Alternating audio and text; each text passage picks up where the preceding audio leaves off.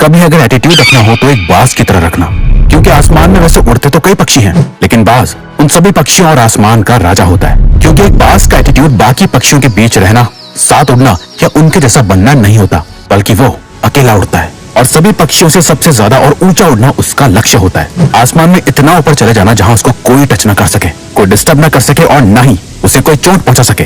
क्योंकि जब एक उड़ते हुए बाज की पीठ पर बैठा हुआ कौवा उसे चोंच मारता है, उसे परेशान करता है, तो बाज उस कौवे से लड़ता नहीं है, उसे कोई रिस्पॉन्स नहीं देता। वो बस चुपचाप अपने पंखों को फैलाकर आसमान में ऊपर और ऊपर उड़ता जाता है। बाज आसमान में जितना ज्यादा ऊपर जाता जाता है, उस कौवे की परेशानी उतनी ही बढ़ती जाती है।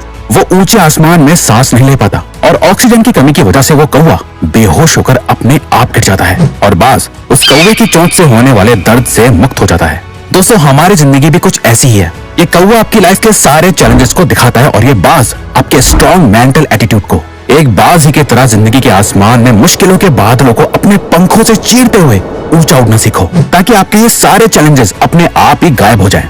जब लोग आपको ताने कसे तो उससे और ऊपर उड़ जाओ। जब लाइफ आपको सामने से चैलेंज करे, उससे और ऊपर उड़ जाओ। जब आपको जिंदगी की एक के बाद एक प्रॉब्लम्स तोड़ के रख दे, और ऊपर उड़ जाओ। एक बाज की असली पावर उसके पंखों में है। अगर वो अपने पंखों को नहीं खोलेगा तो उड़ नहीं पाएगा। वैसे ही अगर आप अपने माइंड को ओपन नहीं रखोगे सीखने के लिए, इंप्रूव होने के लिए, स्ट्रांग होने के लिए, तो आप कभी नहीं उड़ पाओगे। एक बाज बनने के लिए आपको बाज के मेंटल एटीट्यूड को सीखना होगा, बाज जैसे मेंटालिटी और माइंडसेट को डेवलप करना होगा। बाज को तूफान पसंद होते हैं।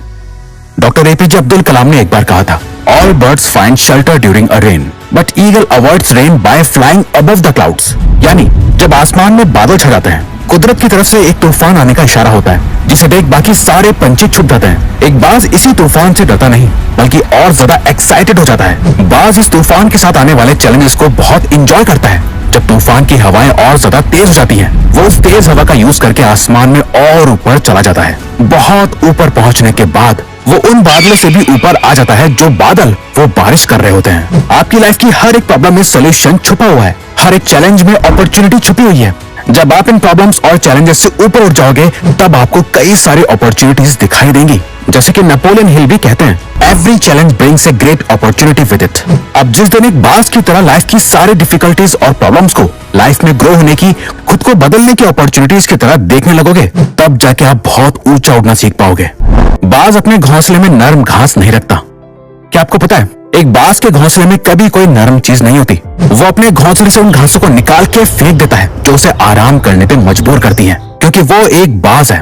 घोंसले में बैठना उसकी फितरत नहीं, बल्कि आसमान में उड़ना ही उसका लक्ष्य है। कहीं वो अपने घोंसले में ज्यादा कंफर्टेबल ना हो जाए, इसीलिए वो अपने बिस्तर को भी जितना हो सके उतना कांटे भरा रखता है। बाज के जब बच्चे होते हैं तो उनके लिए वो नरम घासों से भरा घोंसला बनाता तो है, लेकिन जैसे जैसे बच्चे बड़े होते हैं, वो उन बच्चों को घोंसले से बाहर निकाल देता है और कुछ नरम घासों को भी निकाल देता है। पर जब उसके बच्चे वापस आते हैं, उन्हें वो घोंसला थोड़ा अनकंफर्टेबल लगने लगता है, पर वो उसमें भी आराम करने लगता है। कुछ टाइम बाद वो अपने बच्चों को फिर से उस घोंसले से निकाल देता है और सारी नरम घास को निकाल फेंकता है। उसके बच्चे फिर वापस आते हैं और ये साइकिल तब तक रिपीट होती है जब तक कि उसके बच्चे घोंसले से बाहर जाकर उड़ना ना सीख लें। और एक बार जब वो उड़ना सीख जाते हैं तो वो समझ जाते हैं घोंसले के कंफर्ट में रहने से ज्यादा आसमान में उड़ना ही उनका असली मकसद है। एक बाज भी इस बात को समझता है कि कंफर्ट जोन उसके लिए कितना खतरनाक हो सकता है, पर हम इंसान अपनी लाइफ को जितना हो सके उतना कंफर्टेबल बनाते जाते हैं। भूख लगी है तो ऑनलाइन खाना मंगा लिया, बोर हो रहे हैं तो रील्स स्क्रॉल कर ली। ये सारी बड़ी बड़ी कंपनीज आपकी लाइफ को जितना हो सके उतना इजी और कंफर्टेबल बना रही हैं, और ये आपको जितना हो सके उतना वीक बना रहे हैं। आप जितना ज्यादा कंफर्टेबल जोन में रहोगे, आप उतना ही ज्यादा आलसी होते जाओगे और आपका फ्यूचर उतना ही ज्यादा अनकंफर्टेबल और मुश्किल बनता जाएगा। हमारा कंफर्ट जोन ही हमारा सबसे बड़ा दुश्मन होता है और हमें इसका अंदाजा तक नहीं होता। बाज चेंज होने के एक बहुत ही दर्दनाक प्रोसेस से गुजरते हैं। बाज का अपनी स्पीशीज यानी पक्षियों में सबसे लंबा लाइफ स्पैन और उम्र होती है, जो कि 70 साल तक जिंदा रह सकता है। लेकिन इसी एज तक पहुंचने के लिए उन्हें एक बहुत ही पेनफुल और दर्दनाक प्रोसेस से गुजरना होता है, जो एक तरह से उन्हें एक दूसरी जिंदगी देता है। 40 की उम्र तक आते आते एक बाज के लंबे और नुकीले नाखून कमजोर हो चुके होते हैं, जिससे वो अपने शिकार को पकड़ नहीं पाते। उसकी नुकीली चोंच अब मुड़ चुकी होती है, उसके पुराने सारे पर उसकी छाती से चिपक जाते हैं, जिससे उसे उड़ने में बहुत दिक्कत आती है। अब बाज को एक चॉइस लेनी होती है, या तो वो ऐसे ही मर जाए या फिर अपने आप को एक पेनफुल प्रोसेस से गुजार कर बदला जाए, जिसे करने के लिए वो अपने घोंसले में जाता है और अपनी चोंच को तब तक पत्थर पे जोर जोर से मारता है जब तक कि वो टूट नहीं जाती। फिर वो अपनी चोंच के दोबारा बड़े होने का इंतजार करता है और चोंच ग्रो होने के बाद उस चोंच का यूज करके अपने नाखून उखाड़ देता है और उनका दोबारा ग्रो होने का इंतजार करता है। जब ये हो जाता है उसके बाद वो अपनी चोंच और पंजों से अपने पंखों में से मोटे मोटे फेदर्स यानी पंखों को तोड़कर निकाल देता है और सिर्फ हल्के फेदर्स को रखता है। इसके बाद बाज अपने रिबर्थ की सबसे पहली उड़ान भरता है और खुद को जीने के 30 और साल दे देता है। बाज अकेला ही क्यों उड़ता है? एक बाज बाकी सारे पंछियों में सबसे ऊंचा उड़ता है, जिसके लेवल को कोई दूसरा पंछी टच नहीं कर सकता। बाज ये मानता है कि वो बाकी सभी पंछियों में सबसे सुप्रीम यानी ऊंची श्रेणी का है, इसीलिए वो हमेशा अकेले ही उड़ना पसंद करता है। एक बाज कभी किसी चिड़िया, कबूतर या कौवे के साथ नहीं उड़ता, या तो वो बाकी बाज के साथ उड़ेगा या फिर अकेले, पर कभी किसी छोटे मोटे पंछी के साथ नहीं रहता। अगर हम सभी पंछी हैं और आपको सभी पंछियों से बेहतर और सुप्रीम बनना है, तो आपको अपने आसपास के सभी छोटे मोटे पंछियों यानी छोटी सोच और कम एबिलिटी वाले के साथ नहीं, उनसे ऊंचा उड़ना सीखो। अगर आप लाइफ में कुछ बड़ा करना चाहते हो तो उन लोगों से दूर जाना होगा जिनकी सोच ही छोटी है, जो कभी कुछ बड़ा सोच ही नहीं सकते। जो लोग आसमान में ऊंचा नहीं उड़ना चाहते वो आपको भी जमीन पर ही रखेंगे, बेशक आप अकेले क्यों ना पड़ जाओ। अगर आप ऊंचा उड़ना चाहते हो तो आपको उन लोगों से ऊपर उठना पड़ेगा जो लोग खुद तो नीचे ही रहते हैं और आपको भी ऊंचा उड़ता हुआ नहीं देखना चाहते। एक बाज की तरह स्ट्रॉन्ग विजन डेवलप करो। एक बाज अपने शिकार को 5 किलोमीटर दूर से ही देख लेता है और जब वो अपने टारगेट को लॉक कर लेता है, जब उसका गोल एकदम क्लियर हो जाता है, फिर उससे फर्क नहीं पड़ता कि रास्ते में क्या है, कितने पेड़ हैं, कितने लोग हैं, वो शिकार कितना खतरनाक हो सकता है, वहां तक पहुंचना कितना मुश्किल है। वो कुछ भी करके अपने शिकार को पकड़ लेता है और अपने गोल को अचीव कर लेता है। एक बाज कभी इस बात को लेकर परेशान नहीं होता कि उससे अपना खाना कैसे मिलेगा, वो सरवाइव कैसे करेगा, किसी ने उसके लिए कहीं पानी भर के रखा है या नहीं, उसके लिए खाना डाला है या नहीं।